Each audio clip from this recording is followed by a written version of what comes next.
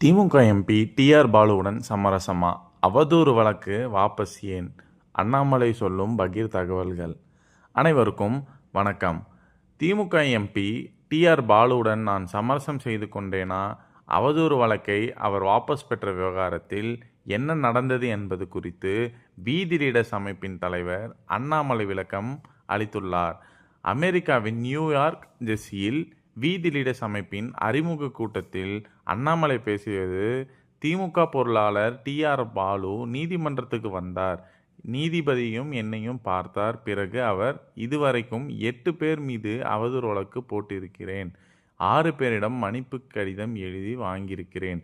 ஒரு தனியார் பத்திரிகையிடம் இருந்து ரூபாய் 25 லட்சம் நஷ்ட ஈடு வாங்கியிருக்கிறேன். இது 8வது கேஸ். இதுவரைக்கும் நான் போட்ட எந்த அவதூறு வழக்கிலும் தோற்றதில்லை என்றார். மேலும், எனக்கு 82 வயதாகிறது. நான் 50 ஆண்டுகளாக ஒரே அரசியல் கட்சியில் பயணித்து வருகிறேன். அந்த அரசியல் கட்சியின் பொருளாளராக 35 முதல் 40 ஆண்டுகளாக இருந்து வருகிறேன் என்றார். பிறகு படிப்படியாக குறுக்கு விசாரணை வரை சென்றுவிட்டது. அந்த நபரே கோர்ட்டுக்கு வந்து இந்த வழக்கை வாபஸ் வாங்குவதாக சொல்லியிருக்கிறார். அவர் வாபஸ் வாங்கியதால் அண்ணாமலை சமரசம் செய்து விட்டாரா என்கிறார்கள். அப்போதுதான் நான் மீடியா நண்பர்களுக்கு ஒரு விஷயத்தை சொல்ல நினைத்தேன். யாரோ ஒருவர் என் மீது வழக்கு பதிவு செய்தார். வழக்கை பதிவு செய்தவரே வாபஸ் வாங்கினால் வழக்கு பதிவு செய்வதற்கும் எனக்கும் என்ன சம்பந்தம்? வழக்கை பதிவு செய்தவர் எப்போது வேண்டுமானாலும் வழக்கை வாபஸ் பெறலாம். எனவே அதற்கு எனக்கும் சம்பந்தம் இல்லை. நான் யாரை என்ன பேசினேனோ அது உண்மை. தொடர்ந்து பேசுவேன். அதில் எந்த மாற்று கருத்தும் இல்லை. அதனை சந்திக்க கொள்ளலாம். ஊழலை தனிப்பட்ட முறையில் எதிர்க்கிறேன். தமிழகத்தில் ஊழல் கட்டுக்குள் வருகிறது என்றால் ஒரு நாகரிக குடிமகனாக மகிழ்ச்சி.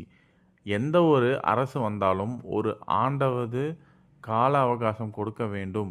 நீங்களே ஒரு புதிய கம்பெனிக்கு சென்றால் 6 மாதம் அல்லது 1 ஆண்டு நன்றாக வேலை செய்வதற்கு கால அவகாசம் தேவைப்படும். த.வெ.க. அரசுக்கு ஓராண்டு அவகாசம் கொடுப்போம், ஆதரிப்போம். நன்றாக வேலை பார்க்கட்டும். தடைகளை போட வேண்டாம். த.வெ.க. அரசு தமிழகத்திற்கு நல்லது செய்தால் முதல் ஆளாக நாம் எப்போதுமே வரவேற்கப் போகிறோம். இவ்வாறு அண்ணாமலை பேசியுள்ளார். பாஜக மாநில தலைவராக பதவி வகித்த அண்ணாமலை டி.எம்.கே. ஃபைல்ஸ் என்ற பெயரில் திமுக முன்னாள் அமைச்சர்களின் பலரின் சொத்து விவரங்களை கடந்த 2023ஆம் ஆண்டு வெளியிட்டார். அதில் குறிப்பாக திமுக பொருளாளரும் எம்பியுமான டி.ஆர். பாலு அவரது மகன் டி.ஆர். பி. ராஜா அவரது குடும்பத்தினருக்கு சொந்தமான 21 நிறுவனங்களுடன் உட்பட்ட 10,000 கோடி அளவுக்கான சொத்து சேர்த்திருப்பதாக குற்றம் சாட்டியிருந்தார். இதையடுத்து அண்ணாமலைக்கு எதிராக டி.ஆர். பாலு அவதூறு வழக்கு தொடர்ந்தார். இந்த வழக்கு சைதாப்பேட்டை 17வது குற்றப்பிரிவு நடுவர் நீதிமன்றத்தில் நிலுவையில் இருந்தது. விசாரணையின் போது நேரில் ஆஜரான டி.ஆர். பாலுவிடம் அண்ணாமலை குறுக்கு விசாரணை நடத்தினார்.